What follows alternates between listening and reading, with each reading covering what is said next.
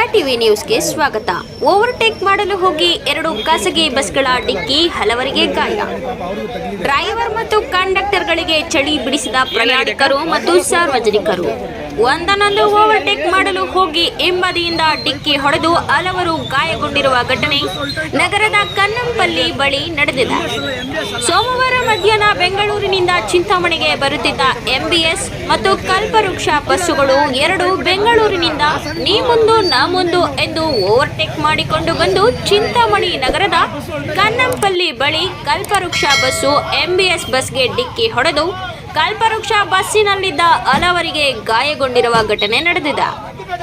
ಘಟನೆಯಲ್ಲಿ ಬಸ್ಸಿನ ಮುಂಭಾಗದ ಗಾಜು ಹೊಡೆದು ಪುಡಿಪುಡಿಯಾಗಿದ್ದು ಹಲವರು ಪ್ರಯಾಣಿಕರಿಗೆ ಸಣ್ಣ ಪುಟ್ಟ ಗಾಯಗಳಾಗಿದ್ದು ಚಿಕಿತ್ಸೆ ಪಡೆದಿದ್ದಾರೆ.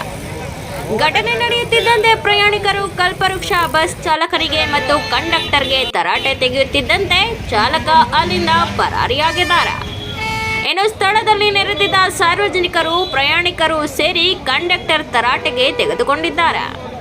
ತಾಲೂಕಿನ ಗ್ರಾಮೀಣ ಭಾಗಗಳು ಸೇರಿ ನಗರ ಭಾಗದಲ್ಲಿ ಖಾಸಗಿ ಬಸ್ಗಳು ಓವರ್ಟೇಕ್ ಮಾಡುವುದು, ಸಂಚಾರ ನಿಯಮಗಳನ್ನು ಗಾಳಿಗೆ ತೂರಿ ಎಲ್ಲೆಂದರಲ್ಲಿ ನಿಲ್ಲಿಸುವುದು, ಬೆಂಗಳೂರು ವೃತ್ತದಲ್ಲಿ ಸಿಗ್ನಲ್ ಬಿದ್ದ ಅಡ್ಡಾದಿಡ್ಡಿ ಸಂಚರಿಸುವುದು ಸೇರಿದಂತೆ ಹಲವು ಸಂಚಾರಿ ನಿಯಮಗಳನ್ನು ಗಾಳಿಗೆ ತೂರಿ ಸಂಚರಿಸುತ್ತಿದ್ದರೂ ಪೊಲೀಸ್ ಇಲಾಖೆ ಯಾವುದೇ ಕ್ರಮ ವಹಿಸದೇ ಇರುವುದು ಖಾಸಗಿ ಬಸ್ಗಳ ಅತಿವೇಗ, ಅಜಾಗೃತ ಸಂಚಾರಕ್ಕೆ ಕಾರಣ.